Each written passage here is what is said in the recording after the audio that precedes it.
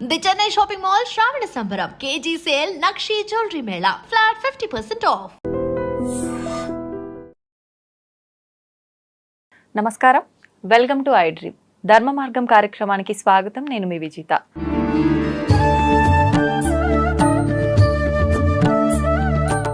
ప్రస్తుతం మనతో పాటు ఉన్నారు శ్రీ విద్యా ఉపాసకులు. గత కొన్ని సంవత్సరాలుగా ఎంతో మందికి ఉపాసన శిక్షణ ఇచ్చిన వారు శ్రీ శ్రీ శ్రీ గురు కరుణామయ్య గారు. ఇప్పుడు గురుగారితో మాట్లాడి మరిన్ని విషయాలు తెలుసుకుందాం. నమస్కారం గురుగారు. శ్రీమాత్రే నమః. గురుగారు, శ్రావణ మాసం వచ్చింది అనగానే ఒక మంచి పండగ వాతావరణము, ఎక్కువగా మాసం అంతా కూడా శుభకార్యాలుకి పెట్టింది పేరుగా మాట్లాడుకుంటూ ఉంటాము. గృహప్రవేశాలు, పెళ్ళిళ్ళు, రకరకాల పండుగలు, పబ్బాలు, పర్వదినాలు, ఫుల్ బిజీ బిజీ బిజీ. అసలు ఆడవాళ్ళకి మామూలు హంగామా హడావిడి ఉండదు ఈ నెలంతా కూడా. మగవాళ్ళు పస్తులు ఖాళీ అవుతుంటాయి, ఆడవాళ్ళు బుట్టలు నిండిపోతుంటాయి పళ్ళతో. అదే శ్రావణ మాసం. అంతే అంటారా గురుగారు? అయితే వ్రతాలు ముఖ్యంగా, రకరకాల పూజలు, ఎన్నో రకాల ఆలయాలకు వెళ్ళడం, దర్శించుకోవడము, రకరకాలుగా చేస్తూ ఉంటారు. అసలు ఎందుకని ఈ మాసానికి ఇంత విశిష్టత అంటారు గురుగారు? ఒకటి, బాగా ఎండలు కాసి ఒక్క తొలకరి జల్లు పెడితే హాయిగా ఉంటుంది. అవును. బాగా ఆకలేసి మంచి పంచపక్ష పరిమాణాలతో భోజనం పెడితే హాయిగా ఉంటుంది. ప్రాపంచికం. ఆధ్యాత్మికంగా చూస్తే దీని ముందు వచ్చే మాసం శూన్యమాసం. అది డ్రైగా ఉంటుంది. శివరాత్రి తర్వాత పెద్ద బిజీ ఉండదు మనకి. ఒక ఉగాది వస్తుంది మధ్యలో, అది ఒక రోజే. మధ్య మధ్యలో ఏం పెద్దగా రావు. శ్రీరామనవమికి వస్తుంది, అక్కడక్కడే వస్తాయి. కానీ శ్రావణ మాసంలాగా ప్రతి మంగళవారం పూజే, శుక్రవారం పూజే. అది శ్రావణ మాసం మధ్య మధ్యలో కృష్ణుడు వస్తూ ఉంటాడు, మధ్య మధ్యలో వరాహ జయంతి అంటారు, హయగ్రీవ జయంతి అంటారు.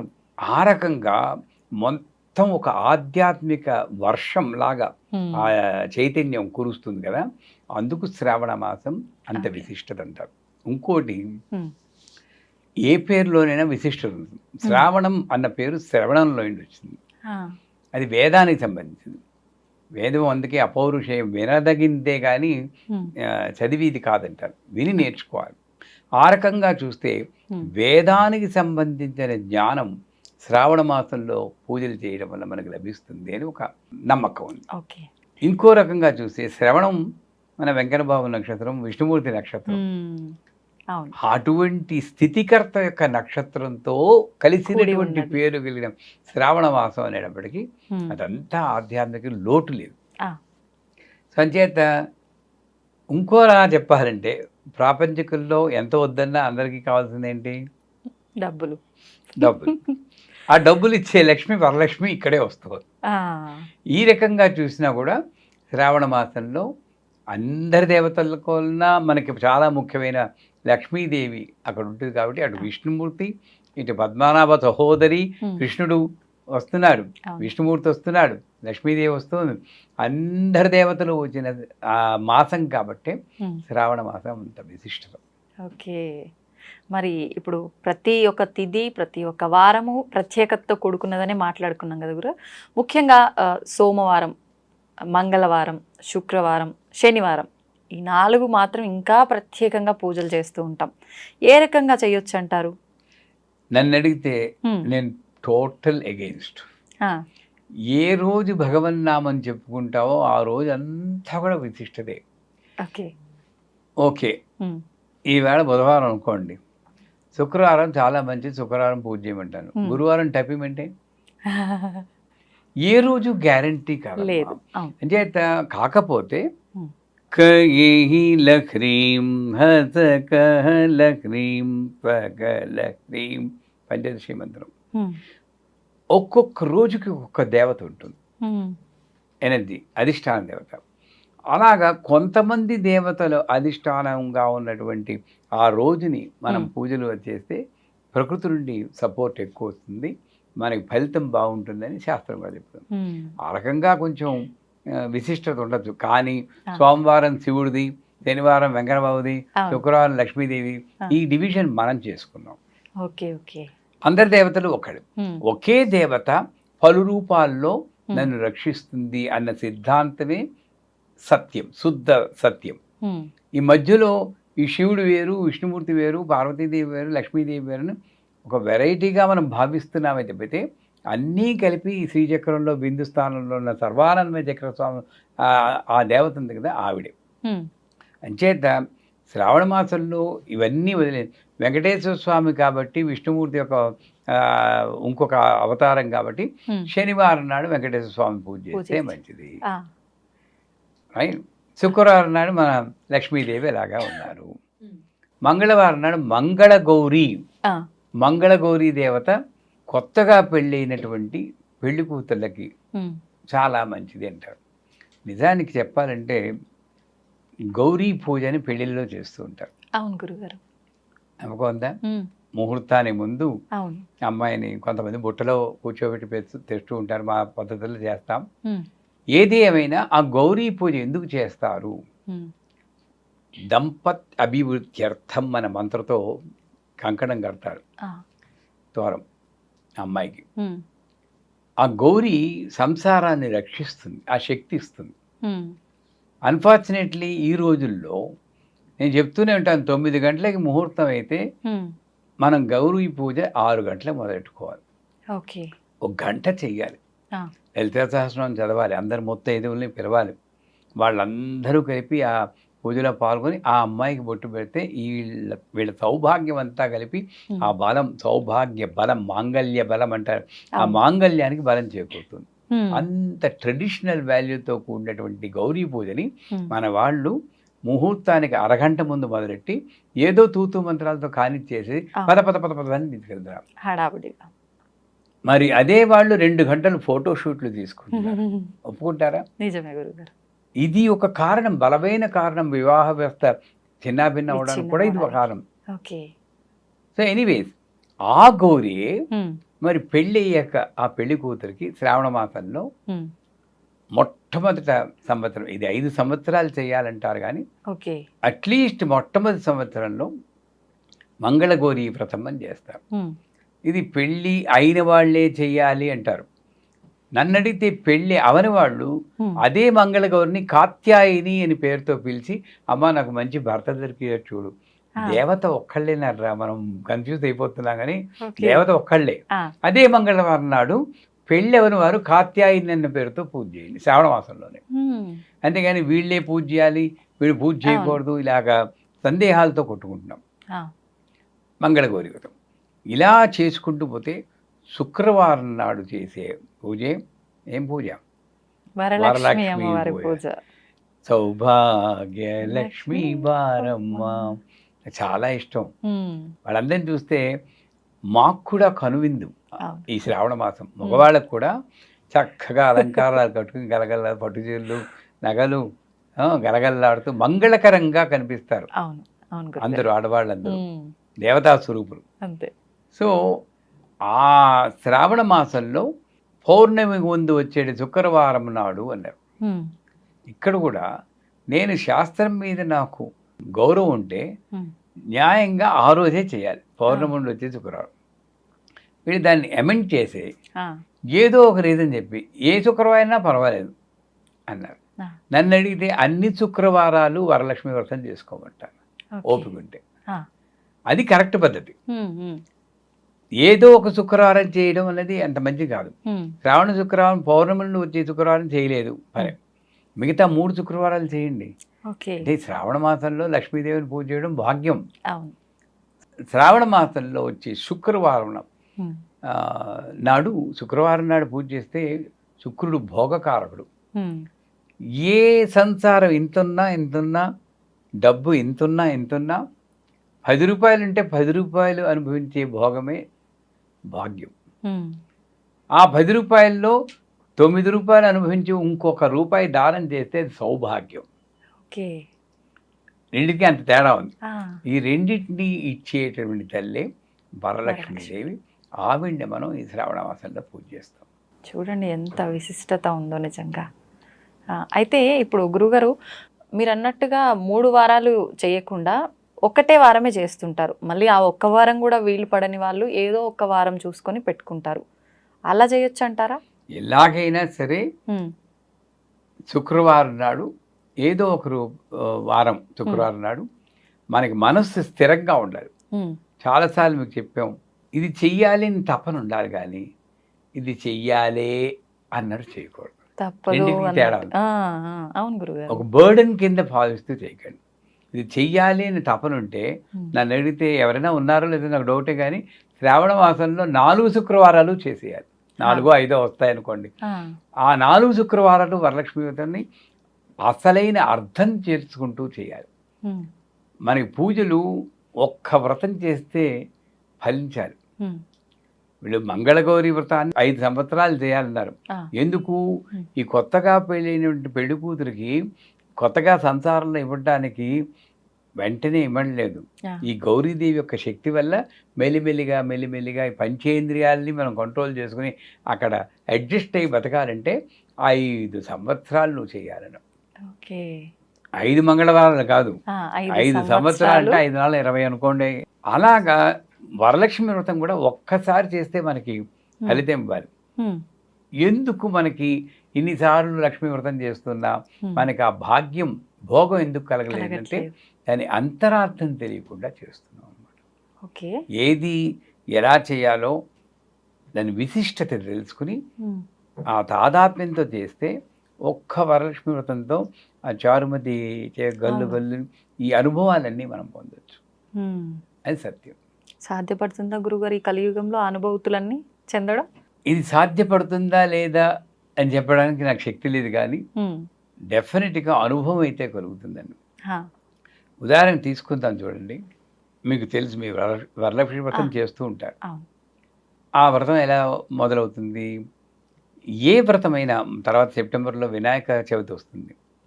మనం అనుకుంటాం ఆ పూజ టైంలో చేసి ఇదే పూజ అంటారు. కానీ కథ ఏం చెప్తుందంటే పొద్దున్న లేచిన దగ్గర నుండి రాత్రి పడుకుని దాకా ఆ రోజంతా వరలక్ష్మీదేవిని గురించి ఆలోచిస్తూనే గడపాలి. అది ఫస్ట్ ప్రిన్సిపల్ చేయాల్సింది. సో ఆడవాళ్ళందరూ కూడా వరలక్ష్మి వ్రతం చేయాలంటే పొద్దున్నే లేవగానే మంచం మీదే ఓం శ్రీం హ్రీం శ్రీం కమలే కమలాలయే అని మంత్రం కానీ, లేదా లక్ష్మీ క్షేత్రముద్రాంతనయం శ్లోకం కానీ, హ్రీం మహాలక్ష్మి అయిన మంత్రం కానీ, పళ్ళు కూడా తోకోడు, ఆ మంచం మీద చెప్పాలి. అవునా గురుగారు? భయమేస్తుందా? పళ్ళు ఇప్పుడు అమ్మవారి ఆధ్యాత్మిక మార్గంలో వెళ్ళాలి, పూజల్లో పాల్గొనాలి అని అంటే ఖచ్చితంగా మనం శుభ్రంగా ఉండాలి. ఒక ఎగ్జాంపుల్ చెప్తాను. మీరు ఇన్ని భక్తి కార్యక్రమాలు అందరికీ చెప్పిస్తున్నారు, సంఘంలో ఎంతో కొంత మార్పు తెస్తున్నారు. సో విజిత అంటే ఆ లక్ష్మీదేవికి చాలా ప్రేమ వచ్చేసింది. మీరు రేపు పడుకుంటారు, ఇలా పడుకోగానే రేపు పొద్దున్నే శ్రావణ మాసంలో తడుతుంది, అమ్మ విజిత నేనే లక్ష్మీదేవిని నేను అనుగ్రహించడానికి వచ్చాను. ఇప్పుడు ఎక్స్క్యూజ్ మీ పడుదోకుని వస్తానంటారా? చెప్పండి. అస్సలు మరి పడుదోకునండి, ఈ లోపల ఆవిడ పోతుంది. మరి అదే మరి అప్పుడు లేని లాజిక్ ఇప్పుడు ఎందుకు వచ్చింది మీకు? అమ్మో, అప్పుడు అమ్మవారిని ఎలా కాదంటాం గురుగారు ముందు ప్రత్యేక. ఎందుకంటే ఇక్కడ లేదని మీకు చాలా నమ్మకం కాబట్టి తీరుబడిగా పడుకోవుతున్నాం అంతే. అక్కడ అమ్మ వచ్చేసింది నమ్మకం ఉంది కాబట్టి పడుదోకు కూడా నేను చెప్పగలను. ఓకే, ఇక్కడ తోవడం కాదు, ఇక్కడ తెలవాలి. అంటే అక్కడే చెప్పేసి స్నానపు గదిలో కూడా అమ్మవారి శ్లోకాలు చెప్పుకుంటూ ఓం నమో భగవతే వాసుదేవాయ. ఏ పతివ్రతకైనా భర్త పేరు చెప్తే ఇంకా పొలగించిపోతుంది, లక్ష్మీదేవి వాసుదేవుడి పేరు చెప్తే ఇంకా పొలగించిపోతుంది. అదే ఓం నమో భగవతే వాసుదేవాయ మంత్రంతో స్నానం చేయండి. మీ వరలక్ష్మి వ్రతం స్టార్ట్ అయిపోయింది అప్పుడే, మంచం మీద అయిపోయింది, ఇదైపోయింది. తర్వాత పూజ గదికి వస్తారు. ఈ వంట వండుతున్న ప్రసాదాలు 9 నైవేద్యాలు చేస్తారా, 1 నైవేద్యం చేస్తారా, అది కూడా నేను డిబేట్లోకి వెళ్ళను. వాళ్ళు 9 నైవేద్యాలు చేయాలి, ఇన్ని నైవేద్యాలు చేయాలంటారు. ఎందుకంటారు? నేను ఇంతే నైవేద్యం చేస్తే ఆ నైవేద్యం కాస్త నేను తినేస్తాను, ఇంకోటి పంతను. నేను 9 నైవేద్యాలు ఇంత చేస్తే 10 మందికి పంచడం కోసమే, అందరికీ పంచిదే మహానైవేద్యం. నేను ఒక్కడిని తింటే అది నైవేద్యం. ఇంత తేడా ఉంది. మహానైవేద్యం అంటే ఇది కాదు. సో నా శక్త్యానుసారం పిండి వంటలు చేసుకుని అన్ని నీ స్వీట్లు నేను తింటే ఏమవుతుంది? నాలాగా డయాబెటిక్ వస్తుంది నాకు వచ్చినట్టు. నేనే పంచాలి. అక్కడ కూడా భేదభావం లేకుండా ఇంట్లో పని చేసే పని మనిషికి కూడా నేను పంచగలగాలి. పంచని వాళ్ళు చాలామంది ఉన్నారు. మామూలు పట్టు చీర కట్టుకునే వాళ్ళకే పంచుతారు, మిగతా వాళ్ళు పనికిరారు వాళ్ళకి. ఇది చాలా తప్పు. సో వంట గదిలో వంట చేస్తున్నంతసేపు కూడా ఇందాక ఒకసారి చెప్పుకున్న విగ్రహాలన్నీ గదుల్లోనూ అవును. పెట్టుకొని మా జ్ఞాపకం ఉందా ఓ రోజు చెప్పుకున్నాం. అవునవును.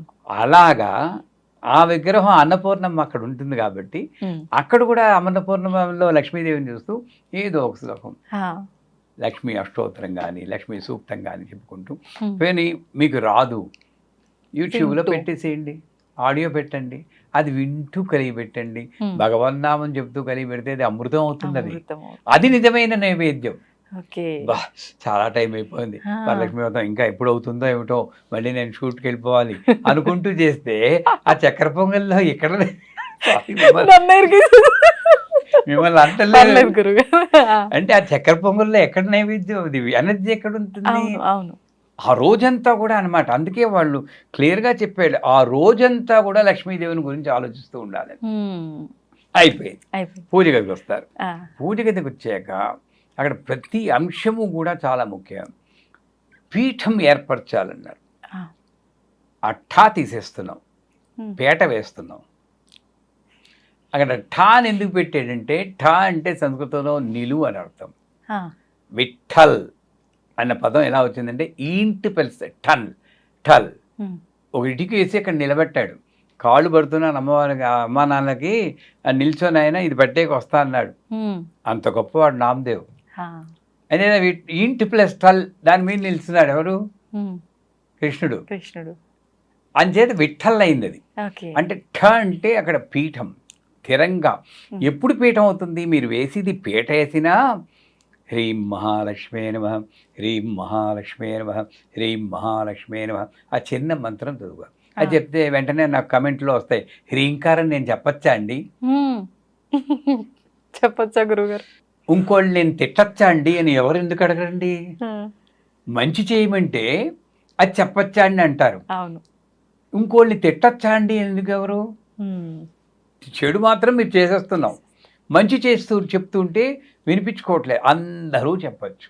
హ్రీం అనేది హృలేఖ బీజం. అంటే ప్రతి ఒక్కళ్ళు హ్రీం మహాలక్ష్మి అని అనుకుంటూ ఆ పీట వేయండి.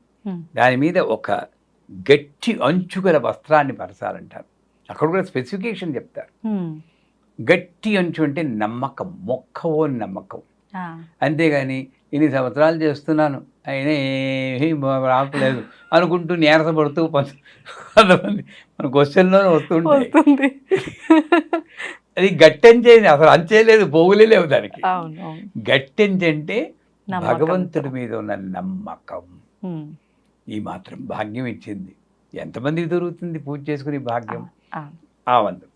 తర్వాత కండిషన్ పెడతాడు, ఆ వస్త్రం కనబడకుండా అంత బియ్యం పోయాలి. అంటే ఏమిటి? వస్త్రం మాయ అయితే మాయని కప్పేసే భక్తి నాకుండా ఒక్కొక్క బియ్యపు గింజ, ఒక్కొక్క భక్తి బియ్యం. అక్కడ కూడా మన వాళ్ళు కొంతమంది ఉద్దండులు అది ఇంకోటికి ఇచ్చేది కానీ రేషన్ బియ్యం వేసుకుంటారు. అవునా? మనం తినడానికి బాసుమతి, పక్క వాళ్ళకి రేషన్. తప్పేనా? ఇంకా వరలక్ష్మి ఏముంటుంది? అక్కడికి ఉన్నది కలసమే, ఏమీ లేదు అక్కడ. అంటే మంచి బియ్యం పోసి ఆ వస్త్రం కనబడకుండా అంత భక్తిగా ఒక్కొక్క బీజంతో ఒక్కొక్క మంత్రం చెప్తున్నట్టు అంత అన్నిసార్లు చెప్పుకుంటాం. అయిపోయింది. మధ్యలో కలశం పెట్టాలి. ఎక్కడ చెప్పుకున్నా తెలియదు. కలశము అంటే అక్కడ పెట్టి, ఇది కథలో చెప్తాడు, కలశము బంగారముతో కానీ వెండితో కానీ ఇత్తడి లేక రాగితో కానీ తుదకు మట్టితో కానీ చేసి పెట్టాలి, లోభత్వం పనికిరాదు అంటారు. అంటే ఏమిటి? కలశం ఇక్కడ పెట్టిది కాదు, ఇదే కలశం. కలశస్య ముఖే విష్ణు కంఠే రుద్ర సమాధిత మూలే తత్రతో బ్రహ్మ మధ్యే మాతృగణాసుత కుక్షౌతు సాగరా సర్వే సప్తద్వీపా వసుంధర. 7 చక్రాలు ఇక్కడ ఉన్నది, 7 సముద్రాలు. అందుకే కలశంలో నీళ్లు పోయాలి. బియ్యం వేస్తుంటారు. ఈ కలశమే మనం శరీరం. ఆ శరీరంలో ఉన్న ప్రాణశక్తే నీళ్లు. నీళ్లుంటే సరిపోతుందా? అందుకే ఒకసారి ఎక్కడో ఆధ్యాత్మికంలో పెద్ద ఆయన అంటారు, నడిచే శవాలు, పెద్ద అంటే శంకరాచార్య చంద్రశేఖర సరస్వతి, నడిచే శవాల్లా ఉండకూడదు, శివాల్లా ఉండాలని. ఒత్తి ప్రాణం మాత్రం ఉంటే నడిచే శవం. అందువల్ల దాంట్లో ఉండాల్సిన గంధ పుష్ప అక్షతలు వేయమన్నాడు. జ్ఞానం, గంధం అంటే అసోసియేషన్. ఉమ్, ఇది వేస్తూ గంధాన్ని పట్టుకుని అమ్మ నాకు లోపల బయట కూడా మంచి అసోసియేషన్, లోపల ఆలోచనలు మంచిగా ఉండాలి, బయట జనాలు నా చుట్టాలు స్నేహితులుగా మంచిగా నన్ను సన్మార్గంలో నడిపించేటట్టు అంత ధ్యానం చేస్తూ వేయాలి. ఉమ్, ఎవరు వేస్తున్నాం? గంధం, పుష్పం, అక్షతం పెట్టేసేయడం ఆ, ఇలా చేయకూడదు. ఆ పట్టుకుని ఒక్కసారి ధ్యానం, ఆ ఒక్కరోజైనా సరే ఉమ్, ఇంకే ప్రోగ్రాము లేదు నాకు, ఇదే ప్రోగ్రాం. ఇంతగా చేస్తే వరలక్ష్మి వ్రతం ఇంతేనండి, చిన్నదే. ప్రకృతి అయిన వికృతి అయిన చేస్తే అయిపోతుంది. వినాయక చవితి కూడా ఇంతదే. ఆ, ఎందుకు ఇంత దాంట్లో అంత ఫలితం ఉంటుంది? మొదటి నుండి నేను ఇలా చేస్తే అంత ఫలితం వస్తుంది. ఓకే. గంధం వేస్తూ ఆ ధ్యానం చేయాలి. పుష్పం, Hmm. మంచి చిన్న పుష్పం తీసుకోండి. అమ్మ నా హృదయం కూడా విశాల హృదయం ఉండేటట్టు అనుగ్రహించు తల్లి, ఉమ్, నేరో మైండ్ మొగ్గలా కాదు ఓకే. అని చెప్పి అలా తలుచుకుని విశాల హృదయంతో దాన్ని వేస్తారు. అక్షతలు, నడుం విరక్కూడదంటారు అక్షతలకి. ఉమ్, విరిగిన నూకలా వేస్తుంటారు కొంతమంది, ఆ, రవ్వలాగా. ఆ, అసలు విరక్కూడదు. అందుకే బాస్మతి రైస్ని తీసుకుని కొంచెం పసుపు కలిపి ఒక చుక్క నెయ్యి వేసి దాంతో అక్షతలు చేసుకోవాలి. ఓకే. నీళ్లు కలిపి చేస్తే అది మెత్తబడిపోయి విరిగిపోతుంది. ఆ, అవును గురుగారు. విరిగితే దాని క్షతము కానిది అక్షత అంటే విరగంది. ఓకే. విరగంది అని చెప్తే నేను విరిగిన రవ్వ వేస్తే విరగనిది. ఉపయోగం ఉంది. ఆ అక్షతలు పట్టుకుని అంటే మొక్కవోని సంకల్పం అంటారు. ఉమ్, అమ్మవారు నన్ను రక్షిస్తుంది, నాకు భాగ్యం ఇచ్చింది, ఇస్తుంది కూడా అని చెప్పి అది ఈ మూడు వేసాక పంచ పల్లవములు పెట్టమంటారు. 5 ఆకులు. ఓకే. దానికి డిస్క్రిప్షన్ రావి, మర్రి, వేప, మామిడి అంటారు. అవన్నీ వెళ్ళొద్దు మనం. ఉమ్, ఎప్పుడు దొరికి 5 మామిడి ఆకులు కానీ ఉమ్, 5 తమలపాకులు కానీ తిరగేసి పెట్టాలి ఆ కోస పైకి వచ్చేటట్టు.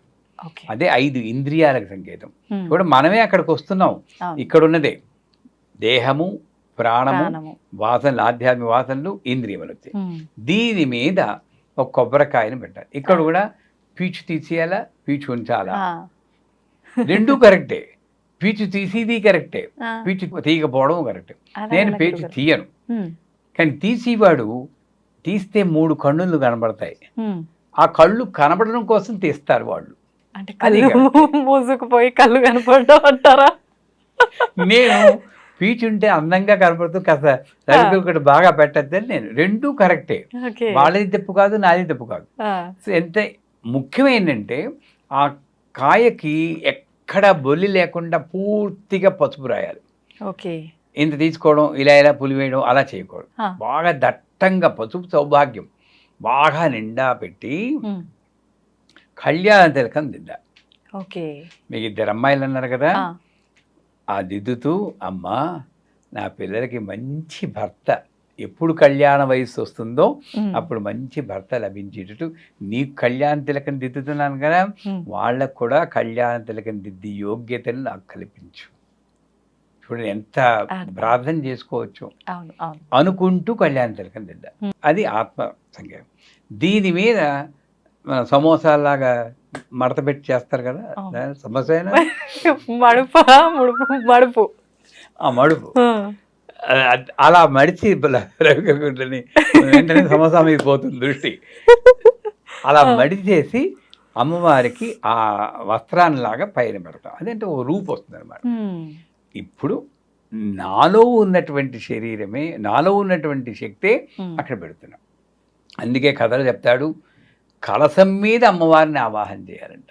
ఉమ్, ఏ కలశం? ఈ కలశం కాదు, ఈ కలశం మీద కలశం. అమ్మవారిని ఆవాహన చేయాలి. ఎప్పటి నుండి? పొద్దున్న Morning మంచం నుంచి. మీద లేచిన దగ్గర నుండి. భయపడిపోకూడదు, రేపు చెయ్యాలి మీరు. లక్ష్మీ చేస్తాను గురుగారు. అర్థమైందా? ఆ, సరే, అయిపోయాక ఇంకా మామూలుగా మిగతా కథలన్నీ మామూలు చేస్తారు.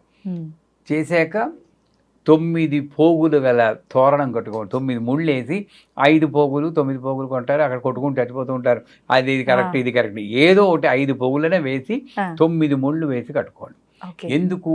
ఉమ్, నవయోన్యాత్మక శరీరం, నవరంధ్రాలతో కూడి. నవమాసాలు చెరబడి ఉమ్, నవరంధ్రాలతో భూమిపై దిగబడి మానవ శబ్దంలో ఉన్నటువంటి నవ శబ్దాన్ని జోడించి మనం ఉన్నాం. నవ అన్నదానికి అందుంది. అందుకు ఆ 9 గ్రంథులు ముళ్ళు వేసి, ఆ, ఇవన్నీ గ్రంథి అంటే ఏమిటి? ఈ కాస్మిక్ ఎనర్జీ ఫ్లో అవ్వకుండా ఉండే అడ్డు. ఉమ్, మనకి 3 చెప్పారు లలితా సహస్రం. బ్రహ్మగ్రంథి, విష్ణు గ్రంథి, రుద్రగ్రంథి. ఓకే. 3 కాదు ఇంకా 6 గ్రంథులు యాడ్ చేసి ఆ, నాలో ఉన్న అడ్లు అవి ఆ అడ్లకి అధిష్టాన దేవత ప్రథమ గంధిము కమలాయనమ ఏదో మంత్రాలు ఉంటాయి. ఆ పేర్లు చెప్పి అన్ని 9 గంధుల మీద పసుపు కుంకుమ వేసి తోరం కట్టుకోవడం వల్ల నాలో ఆధ్యాత్మిక శక్తి అడ్డు లేకుండా ప్రవహించుకాక, అది తోరం మంత్రం కూడా ఉంది. ఆ మంత్రంలో అర్థం ఇదే, సౌభాగ్యం నాకు వచ్చుగాక. పద్నామి దక్షిణే హస్తే అని నవసూత్ర ప్రభం అని వస్తుంది కదా, ఆ సౌభాగ్యం వచ్చుగాక అని కట్టుకోవాలి. తర్వాత వాయనం ఇవ్వాలి అంటారు. అక్కడేంటి, వాయనంలో 9 బూర్లు పెట్టి మంగళ ద్రవ్యాలని పెట్టి పసుపు కుంకుమ గాజులను పెట్టి ముత్తైదుకి ఇస్తారు. ఏమంటారు, ఇస్తినమ్మ వాయనం పుచ్చుకున్న వాయనం, ఇస్తినమ్మ వాయనం అక్కడ ఏం తెలుసా అండి, అసలు ఒకసారి ఇచ్చి ఊరుకోవాలి, ఇస్తున్నాం పుచ్చు ఎందుకంటే ఎవరికైనా డౌట్ వచ్చిందా? నిజమే గురుగారు, ఎందుకని? ఎందుకంటే అది ఇచ్చేది యాక్చువల్గా ఆ సువాసినికి ఇవ్వట్లేదు మీరు, ఆ సువాసిని రూపంలో ఉన్న వరలక్ష్మీదేవికి ఇస్తున్నారు. ఇస్తినిమ్మ వాయనం. అక్కడ ఉన్నవి చీరారవికలు కూడా కాదు, నా భక్తి, నా శ్రద్ధ, నా నమ్మకము, నా సరెండర్, శరణాగతి అన్న వాయనం నేను ఇస్తున్నాను. పుచ్చుకున్న వాయనం ఆవిడ సంతోషించి నాకు సౌభాగ్యం ఇచ్చేస్తుంది, అది నేను పుచ్చుకుంటున్నా. మరి పుచ్చుకుంటే 3 సార్లు పుచ్చుకుంటే బాగా గట్టిగా ఉంటుంది కదా. ఇస్తినమ్మ వాయనం పుచ్చుకున్న వాయనం, ఇస్తినమ్మ ఇది కంటిన్యూ కాదు, 3 సార్లు కాదు, 4 సార్లు 5 సార్లు ఎన్నిసార్లు చెప్పుకున్నా పర్లేదు. అలా 10 సార్లు చెప్తే ఆవిడ ఇవ్వమ్మా నేను ఇండిపోవాలని టైం అయిపోతుంది. అదే ఒక మినిమం 3 సార్లు చెప్పుకున్న తర్వాత పూజ చేసిన బ్రాహ్మణుడికి యథాశక్తి దక్షిణలు ఇచ్చి సంస్కరించాలంటారు, అది ఆచారం. పోతే కథకు వస్తే, కథ మన వాళ్ళు తెలిసిన కథ అయినా కదా అని గడగడగడగడగడా చేస్తారు. దాంట్లో ముఖ్యమైన వాక్యాలు మర్చిపోతున్నాము. ఏంటవి గురుగారు? ఆవిడ పేరే ముఖ్యం. ఫస్ట్ చారుమతి. చారు అంటే ఏంటి? 4 అదొకటి, చారు అనేది పైనాపిల్ చారు, మిరియాల చారు, అది కాదు. చారు అంటే సంస్కృతంలో అందమైన అని అర్థం. చారు హసన్, చారు హాస, ఆ పేర్లు మంచిగా నవ్వివాడని. చారు హసన్. చారుమతి అందమైన బుద్ధి కలది. అంటే హీరోయిన్కి అందమైన బుద్ధి ఉంది, ముందే చెప్పేస్తున్నారు క్యారెక్టర్ని అంతా. అందమైన బుద్ధి ఎలా ఉంటుందో వర్ణిస్తాడు. ఇది ముఖ్యం వరలక్ష్మి వ్రతం. ఇది కానీ అనకూడదు, కానీ 9 రకాల నైవేద్యాలు చేసేయచ్చు మీరందరూ, 21 చేసేస్తారు, వాయనాలు ఇమ్మంటే ఇస్తారు. ఈ ఒక్క లైను పాటించడానికి ఇంకో జన్మెత్తాలి, శ్రమించాలి అలా అందుకు. ఎందుకంటే చారుమతి దేవి ఉదయాన్నే నిద్రలేచి, అదే కష్టం మనకి, సూర్యుడు రావడానికి ముందే లేవాలి.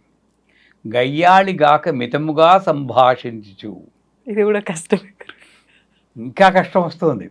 పెనిమిట్ని అత్తమామలను దైవముగా భావించి, అంతే ఇంకైపోయింది. ఇంక వరలక్ష్మి వ్రతం చేయడం ఇంపాసిబుల్. చేయకుండా ఏం లేదు, మేము ఎందుకు చూస్తాం. అలాగే ఇదే మెయిన్. భర్తను అత్తమామలను దైవంగా ఆ ఒక్కరోజైనా భావించండి రా బాబు. మా అమ్మగారు ఇప్పటికీ నేను గుర్తుంది, 3:30కి లేచి మా నాన్నగారి కళ్ళకి ఇలా కళ్ళకి అద్దుకుని మంగళసూత్రం తీసుకుని ఇలా అద్దుకుని అప్పటి నుండి మొదలెడుతుంది అనమాట స్తోత్రాలు. ఈ రోజుల్లో అలా చేసేవాళ్ళు లేరు. ఇది సరెండరా బానిసత్వమా అలా ఆలోచించకూడదు. స్త్రీలో ఉన్న గొప్పతనం అది. వాడు ఎలాంటి వాడైనా సరే తల్లి హృదయం ఎలా ఉంటుందో అలాగ సరెండర్ అయ్యేదే నిజమైన స్త్రీ. అలాంటి స్త్రీలు రుద్రం చదవక్కర్లేదు, పురుష రుద్రం చదవక్కర్లేదు. ఆ చదవక్కర్లేని దాన్ని మార్చి మన వాళ్ళు చదవకూడదు అని పెట్టి అసలే ఎవరికి కావాలో అవసరం అక్కడే వాళ్ళని చదవనీయకుండా చేస్తారు. ఇక్కడ లోపం.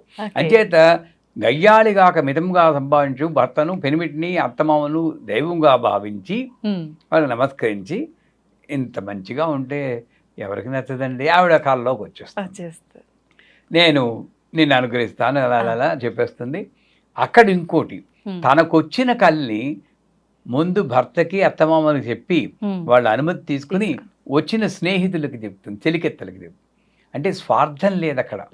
నేను ఒక్కదానే, మనకి ఇప్పుడు ఏదైనా వచ్చిందనుకోండి ముందు మనం వెళ్ళిపోయి, ఆ స్వార్థం లేదు.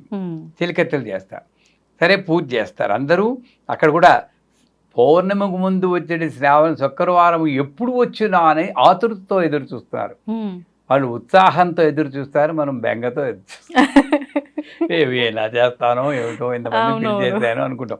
బ్యాక్గ్రౌండ్ కూడా ఉత్సాహంతో ఎదురు చూశారు. ఆ, ఈ క్యారెక్టర్స్ అన్నీ నాలో రావాలి. నాలో అంటే పూజ చేసే చేసే వాళ్ళు. ఆ ఉన్నప్పుడు అంత తాదాత్మ్యంగా చేస్తే, అలాగే ఒక పుష్పం తీసుకుని ఐం హ్రీం శ్రీం ప్రకృత్యే నమః శ్రీం ఐం హ్రీం శ్రీం విద్యాయ నమః శ్రీ ఇలా వెయ్యాలి. ఇంకా మీకు ఓపిక ఉంటే ఓం శ్రీం హ్రీం శ్రీం కమలే కమలాలయే ప్రసీద ప్రసీద శ్రీం హ్రీం శ్రీం ఓం మహాలక్ష్మి అనే మంత్రం, ఆ మంత్రాన్ని ముందు వెనక పెట్టి అష్టోత్తరం చేయండి. లక్ష్మీదేవి ఇంట్లో కూర్చుంటుంది స్థిరంగా. అంత గొప్ప. కనీసం ఐం హ్రీం శ్రీం ప్రకృతి అంత నెమ్మదిగా పుష్పం వేస్తూ చేయాలి. ఒక ప్రదక్షిణ చేయగానే కాలికి గల్లు గల్లు అని శబ్దం ఏర్పడుతుందంట. మనకి ఎందుకు గల్లు గల్లు అని శబ్దం రాదు, కేళ నొప్పులు వస్తున్నాయంటే మనకి అంతరార్థం గ్రహించటం లేదు, లిటరల్ మీనింగ్ తీసుకుంటున్నాం. వాళ్ళకి వచ్చేయ అంటే అది కాలంలో ఆకు జరిగింది, అది వేరే విషయం. మన ఎసెన్స్ తీసుకుంటే ప్రదక్షిణానికి మంత్రం ఏంటి? ఆత్మ ప్రదక్షిణ త్రయ నమస్కారాన్ని సమర్పయాం అంటే 3 సార్లు ఆత్మ ప్రదక్షిణ చేయాలి. గిరగిరా ఇలా తిరగడం కాదు. ఇక్కడ నుండి పైకి కుండలిని శక్తి మూలాధారం శాస్త్రానికి వెళ్ళి మళ్ళీ మూలాధారానికి వస్తే ఒక ప్రదక్షిణ. అంటే నిజంగా యోగ మార్గంలో నన్ను నేను పరిశీలిస్తూ నేను నడిచి జీవన దారి సరిగ్గా ఉండాలి అనేది ఆత్మ విచక్షణ, సెల్ఫ్ ఎవాల్యుయేషన్ అది చేసుకోవాలి. అది మొదటి ప్రయోగం. అలా చేస్తే గల్లు గల్లు అని గజ్జలు కాదు, ఇదేముంది రేపు పొద్దున పారేస్తాం. ఇది అనాహత అనుసంధానం కరిష్యే అంట. లోపల ఉన్న అనాహత శబ్దం వినిపిస్తుంది, ఓంకారం లాగా. అంత హై లెవెల్ ఇప్పటికీ ఉంటుంది. ప్రాణఘోష అని మనకి వినబట్టం లేదు, ఆ శబ్దం వినబడింది. ఇకపోతే 2వ ప్రదక్షిణ చేస్తారు. ఒంటినింత దగాయమైన ఆభరణాలు వస్తాయంట. మనం చూసుకుంటే ఏముండవు అక్కడ. ఏంటి ఆభరణం? ఆభ అంటే కాంతి. సో మన అంగాలు ఏ పని ఏది చేయాలో అది చేస్తే అది ఆభరణం కిందే లెక్క. నాలుక ఎప్పుడు ఒక రోజులో మేజర్ పోర్షన్ భగవన్ నామని చెప్పాలని అప్పటి శాస్త్రం. ఇప్పుడు కనీసం 5 నిమిషాలు చెప్పండి అని మొత్తుకుంటుంది అమ్మ.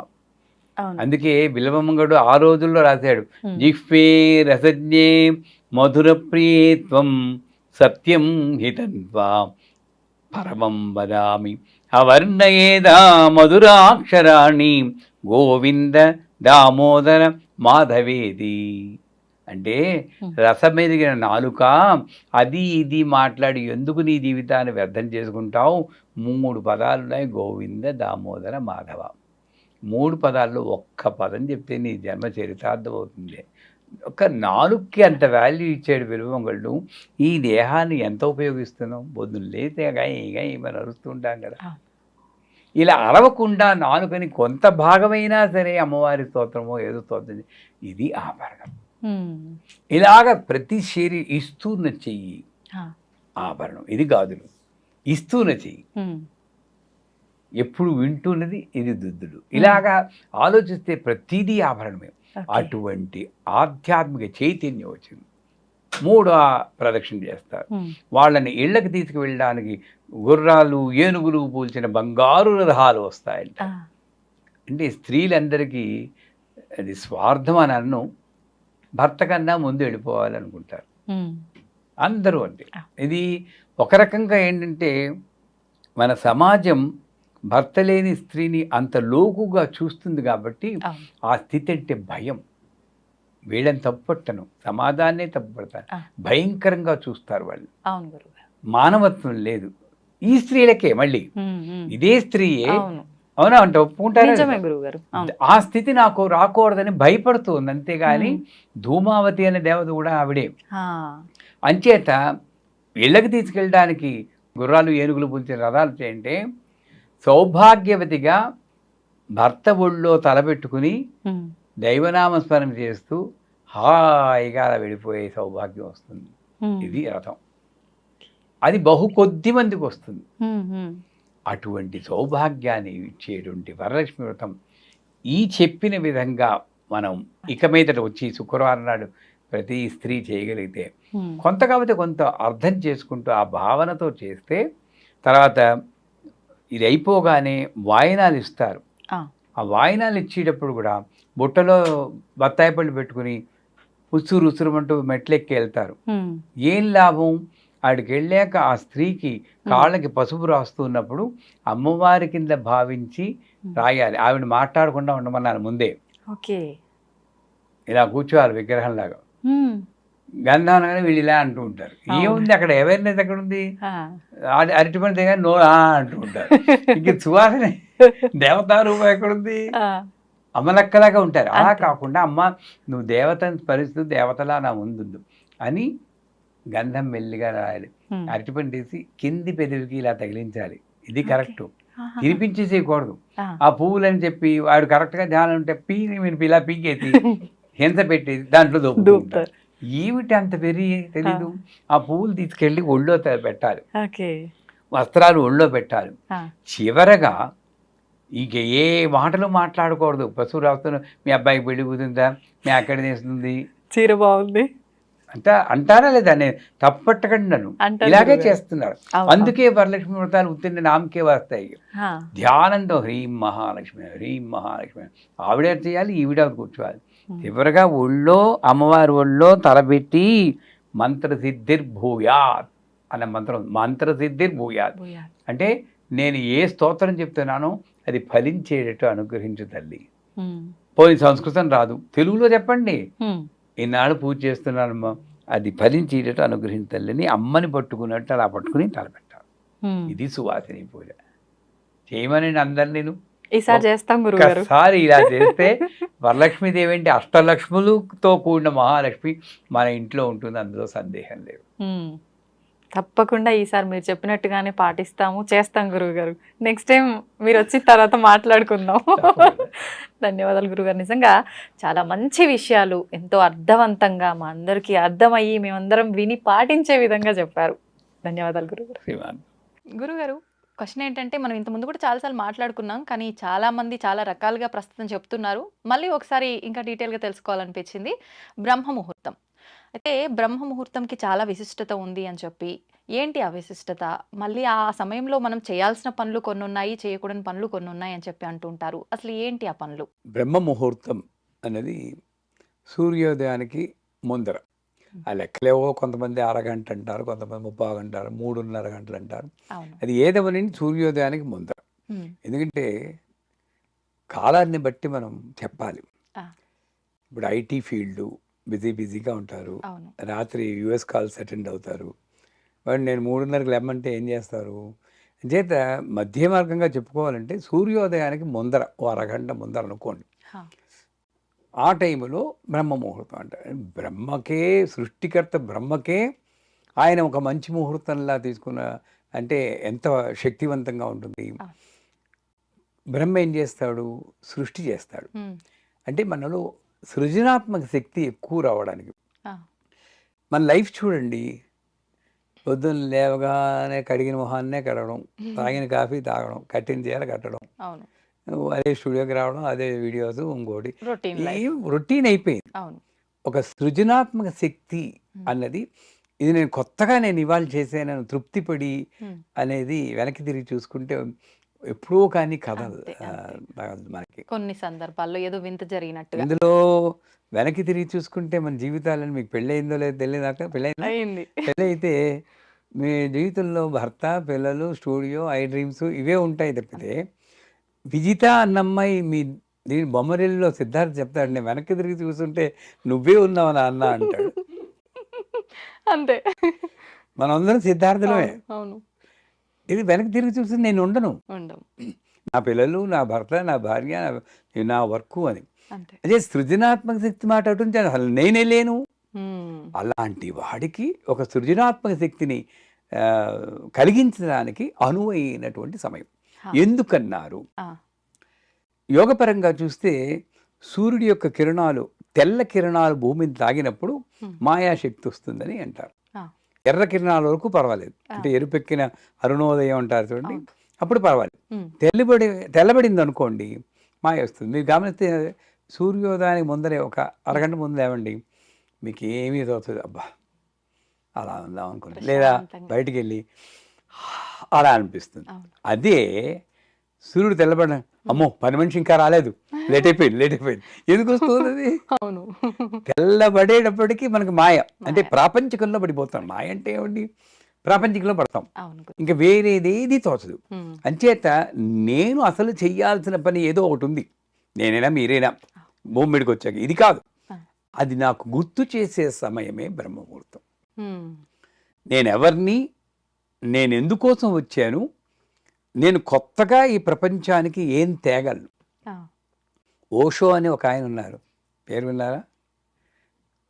పూణే, ఆయనకి చెడ్డ పేరు ఉందనుకోండి, బట్ గొప్ప ఫిలాసఫర్. ఆయన పుస్తకాల్లో Osho visited this planet between this and this year అని ఉంటుంది. పుట్టాడు చచ్చిపోయారని ఉండదు. సో మనం విజిటర్స్ అనమాట. నేను 1953లో వచ్చాం ప్లానెట్కి. వెళ్ళిపోయేది ఇంకా టికెట్ రాస్తాడు కానీ మనకు కనబడదు అయ్యారు, అంతే. అదృష్టవశాత్తు కనబడింది చచ్చిపోతుంది, ఇప్పుడు నుండి చచ్చిపోతుంది. సో ఈ టైంలో నేనేం చెయ్యాలి అని నాకు తోచాలంటే బ్రహ్మముహూర్తమే. ఆ బ్రహ్మముహూర్తంలో మొట్టమొదట మా శ్రీవిద్యలో చెప్పాలంటే మంచం మీదే కూర్చుని ఉత్తరం కేసు తిరిగి జపం చేయమంటాం. నేను ఇది మా మాడ్యూల్ 1 బేసిక్ క్లాస్లో చెప్పినప్పుడు చాలా మంది అదేంటి పళ్ళు కూడా దూపలేదు, జపం ఏమిటి అంటే. సో వాళ్ళందరికీ ఒక ఎగ్జాంపుల్ ఇస్తాను.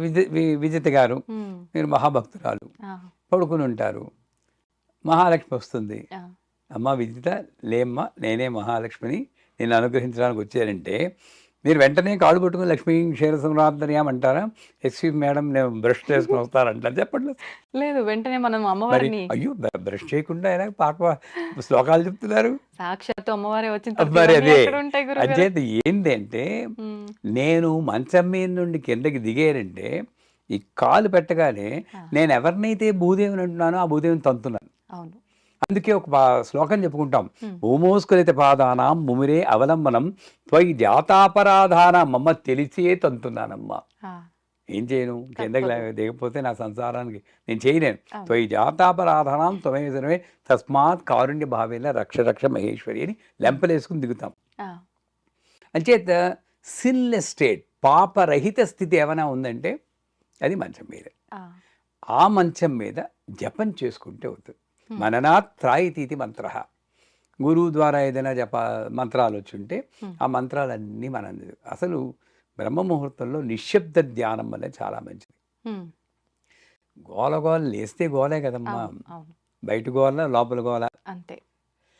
నిశ్శబ్ద ధ్యానం అంటే కళ్ళు తెరుచుకుని ఎలా ఉండాలి.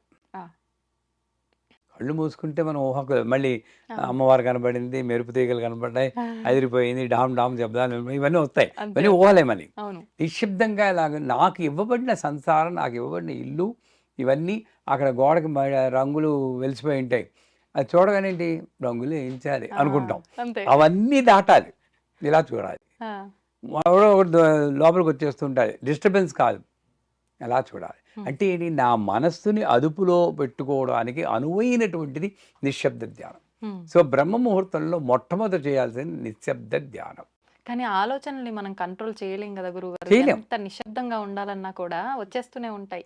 చేయలేం, కానీ రోడ్డు మీద హైవే మీద వెళ్తుంటే కార్లు ఎలా వెళ్తే ప్రతి కార్ నెంబరు నోట్ చేసుకోరు కదా, చేసుకోము, పిచ్చాడంటారు. అవును, అలాగే ఆలోచనలు వెళ్ళిపోతుంటే మీరు ఎందుకు పట్టుకోవాలి? నేను ధ్యానంలో ఉన్నప్పుడు ఆలోచన వెళ్ళనివ్వండి. మీరు సమంత గురించి ఆలోచిస్తారో, మమోహిత ఖాన్ గురించి ఆలోచిస్తారో, సో ఏది మీ ఇష్టం, అది అంతే అంతే.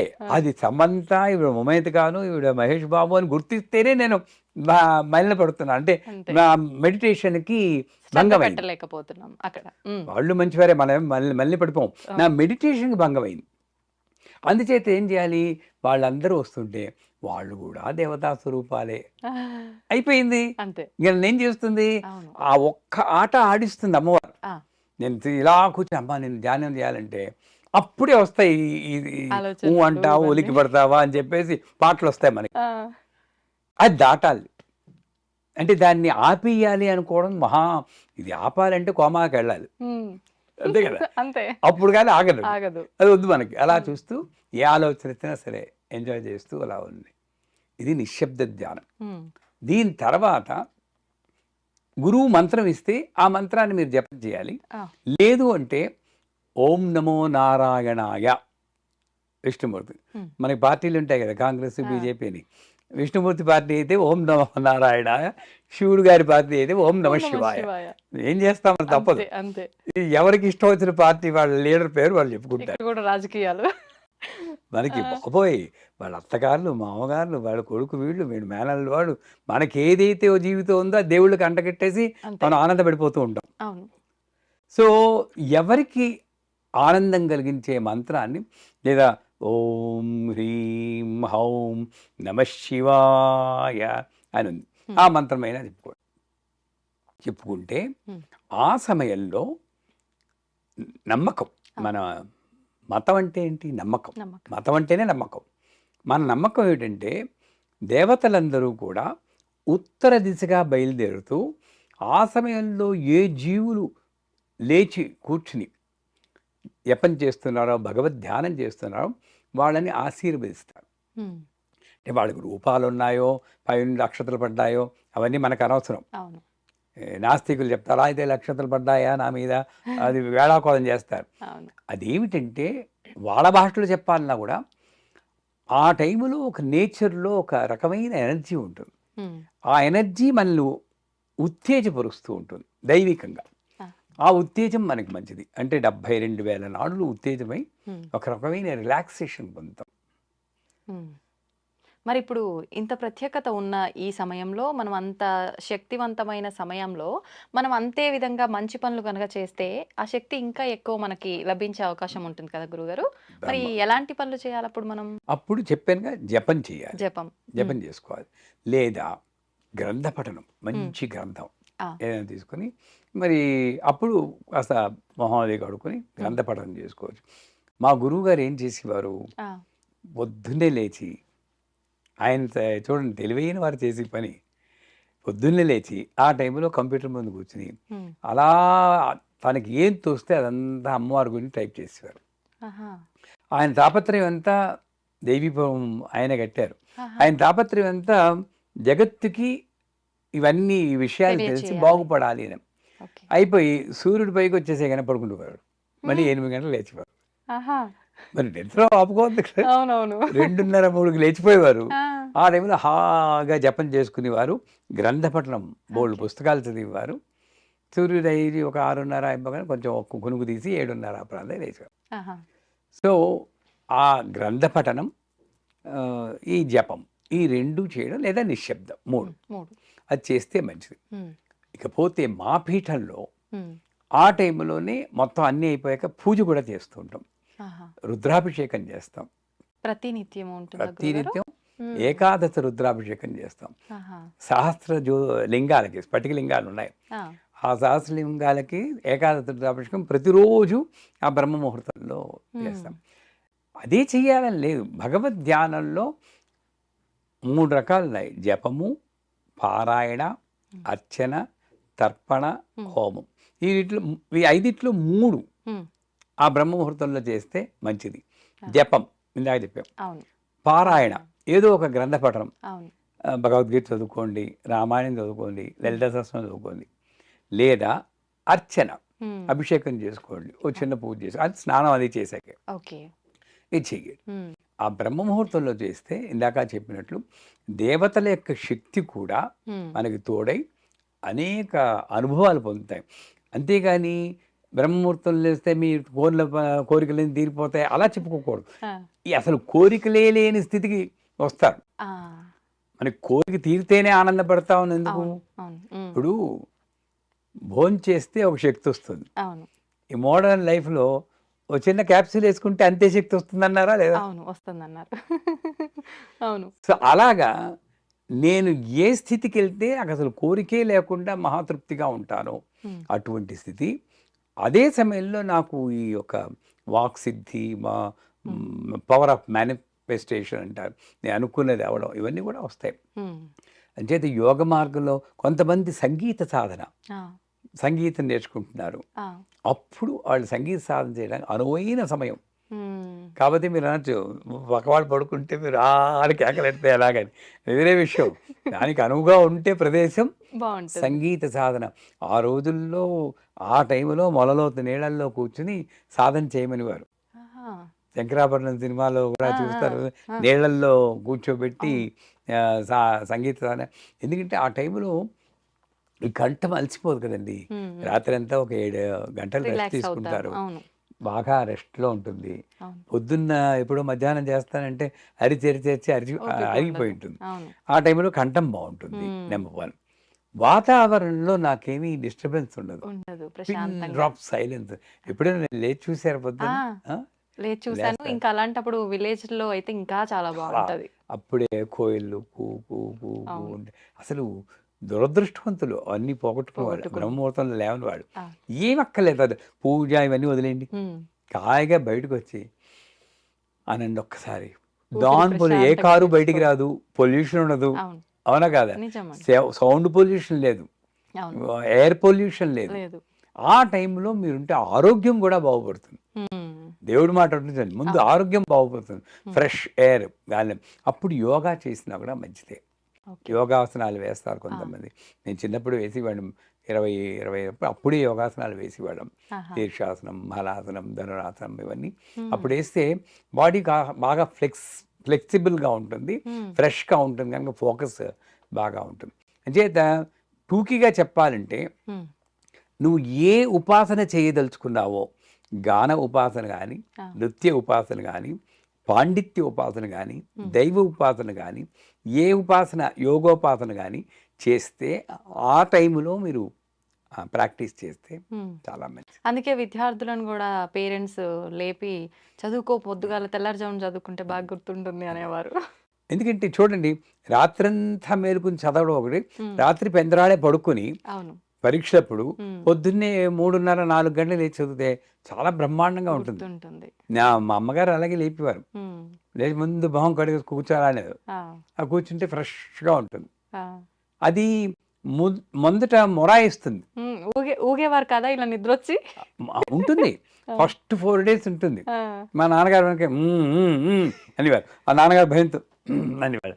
ఇది అలవాటు అయిపోయి వీడు ఇంతేరా, వీడు పొద్దున్నే లేచి తీరుతారు చచ్చిరా అనుకుంటే మైండ్కు వెళ్తుంది ఆ సిగ్నల్.